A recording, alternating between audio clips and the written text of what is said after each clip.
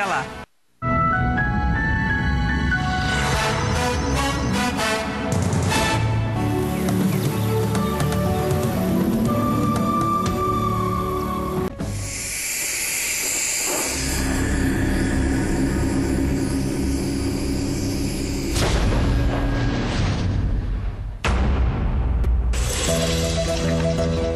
Obstinação de um lado. O garimpeiro tem que ir, como a gente diz, na marra, na tora. E de outro, fúria. Nós queremos não mais o garimpeiro ou continuaremos nossa terra. No Eldorado proibido no meio da selva, tudo que reluz é confusão na certa. Joia é feitiço, joia é glamour. Então tem que ter ouro. Mesmo que venha de terra indígena? Mesmo que venha de terra indígena, de qualquer lugar.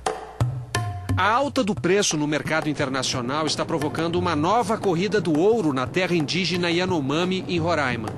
Uma gigantesca reserva do tamanho do estado de Pernambuco, onde só se pode entrar com autorização da FUNAI. Nos anos 80 do século passado, essa região já tinha sido invadida por garimpeiros. Falava-se em 40 mil pessoas tentando enriquecer do dia para a noite. O contato com as aldeias provocou uma tragédia. Sem imunidade contra as doenças dos brancos, os índios morriam até pegando gripe. Em alguns lugares morreu 30% ou mais de 30% da população. Em outros lugares, ninguém sabe. Algumas aldeias que a gente sabia que existiam simplesmente sumiram.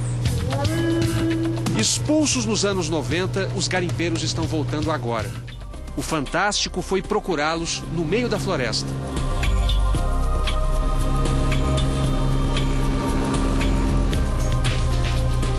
De Boa Vista até a aldeia de Caianaú, 1h30 de avião. A única maneira de chegar até lá. Bom dia. Bom dia. Como vai? Tudo bom? Os índios contam que a primeira balsa garimpeira está a apenas 10 minutos de barco, seguindo o leito do rio Couto Magalhães. Na beira do rio Couto Magalhães, o acampamento dos garimpeiros. É uma mulher lavando roupa. A gente está fazendo uma reportagem. Ela leva um susto com a visita inesperada. Eu só apenas trabalho aqui. Sou uma mãe de família, apenas trabalho, então eu não vou dar reportagem nenhuma. Certo. Me desculpa, tá? Tá bom. Tá bom? Tá bom, você tá na área de garimpo aqui, né? É, a gente tá, mas só que... É uma atividade legal, você sabe, né? Eu sei, mas só que eu sou uma pessoa que eu tenho minha família lá fora, eu venho para trabalhar. Mais 5 minutos rio acima e avistamos a primeira balsa. Bom dia, tudo bom? Eu sou jornalista, sou da TV Globo. Programa fantástico, tudo bom? O trabalho parou porque a balsa está avariada e precisa de conserto. Os 3 garimpeiros estão há 1 mês vivendo aqui. Vocês dormem aonde aqui? Nós dormimos aqui mesmo. Aqui no meio do mato aqui? Aqui a nossa rede aqui. Ah, aqui na rede? Curiosos, os índios estão sempre à espreita. A gente confia neles. Vocês acham que eles confiam em vocês? Não, muitos deles confiam, outros não. E realmente a gente... Entendeu? Se fosse para eles matarem a gente, eles matavam. O garimpo tem suas próprias leis e uma delas é jamais revelar quem é o dono do negócio. Rapaz, aqui não tem dono, entendeu? Como não tem dono? Assim, quem é o dono dessa máquina aqui? Não, o dono dessa máquina aqui, ele tá na cidade. Ele, falando nisso, eu nem sei como é o nome dele também, né? Sim, mas como é que você veio pra cá, então, sem Sim, tratar aí com eles ele? vieram com a gente aqui, mas até pra gente vir de lá mesmo, a gente já sai de noite. Ninguém sabe nem por onde veio. Se fosse pra voltar mesmo, nós não sabia. Você não sabe quem é o dono, então, o nome nem nada. Você sabe? Não?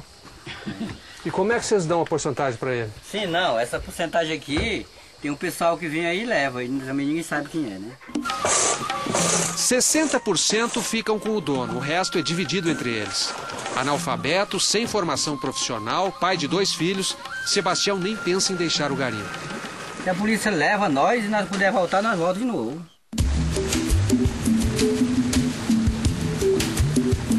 Mais um trecho de rio, outra balsa vagando a esmo. O que procuram?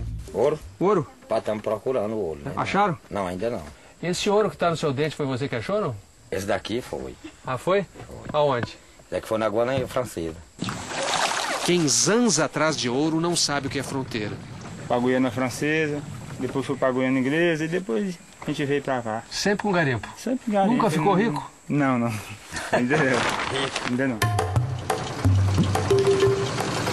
Nesta outra balsa, em pleno funcionamento, o garimpeiro mostra na bateia a razão de tudo isso. É esse pontinho branco, amarelo, olha aí, ó. Que é o ouro. Um compressor rudimentar bombeia oxigênio para um mergulhador que está aspirando o leito do rio. O mergulhador tá lá embaixo agora, é isso? Tem um mergulhador lá embaixo. Quanto tempo ele fica debaixo d'água? 3 horas. Ao fim do trabalho, o mergulhador está exausto. É muito arriscado e é perigoso. E é ilegal. É ilegal, mas aqui é o meio que nós temos para sobreviver aqui, é assim. Há sempre uma tensão no ar, mesmo que os índios não digam nada a eles. Parece que eles não estão muito contentes com a presença de vocês aqui, não, né? Não, então não. Eu acredito que não. Eles faltam muita coisa também para eles, mas eu acredito que nós estamos aqui mesmo um pouco poluindo. Eu acredito que sim.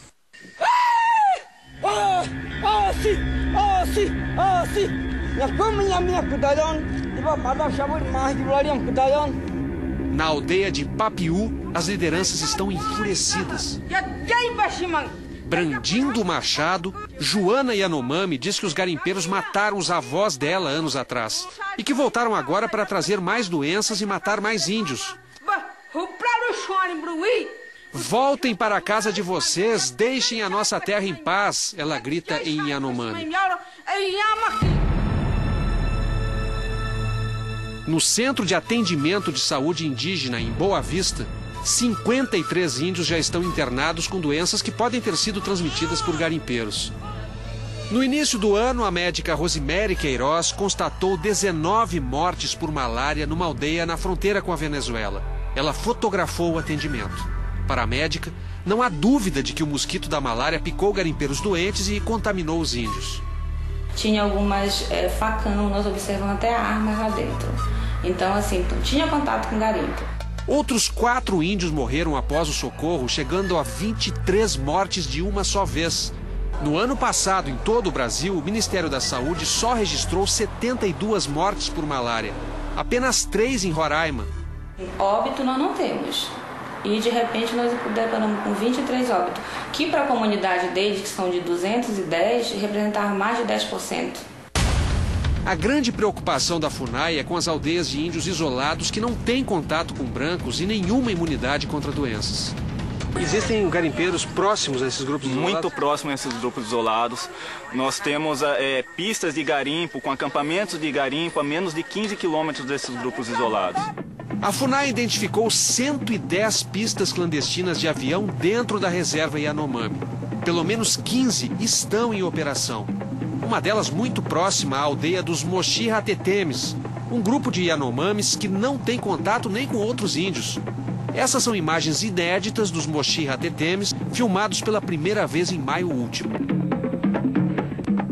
Em toda a reserva Yanomami, há dezenas de garimpos de maquinário que lavam o barranco dos rios com jatos de água em busca de filões de ouro, formando enormes clareiras no meio da selva. Esse é o garimpo de maquinário. Dá para ver as pessoas trabalhando lá embaixo. Todas as comunidades ao longo do rio Mucajaí consomem essa água lá embaixo. Tem alta sedimentação e grande uso de produtos químicos nessa água. Alguns desses garimpos são muito antigos e já foram várias vezes desativados pela Polícia Federal, mas os garimpeiros sempre voltam. O mais importante é um trabalho de inteligência policial que consiga minar a logística do garimpo. Porque quem está trabalhando aqui dentro é tão vítima quanto os indígenas. São explorados, são semi-escravizados aqui dentro. Quem ganha dinheiro com garimpo está lá fora.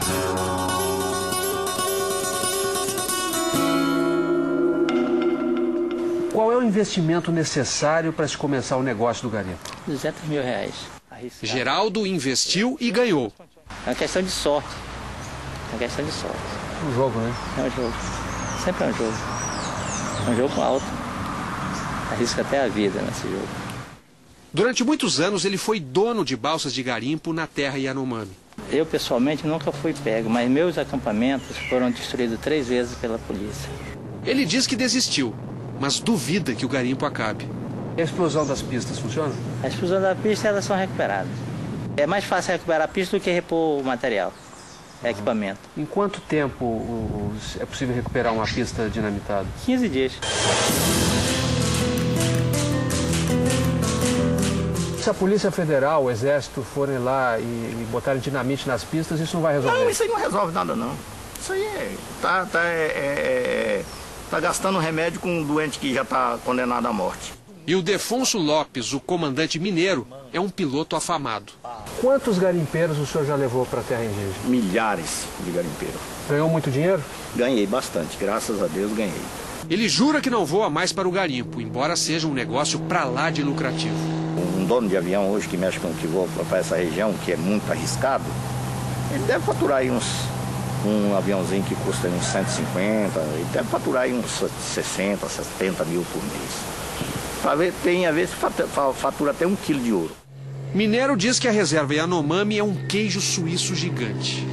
É muito grande, é muito difícil de você manter tudo, olhos vigiando para todo lado. É difícil, muito difícil.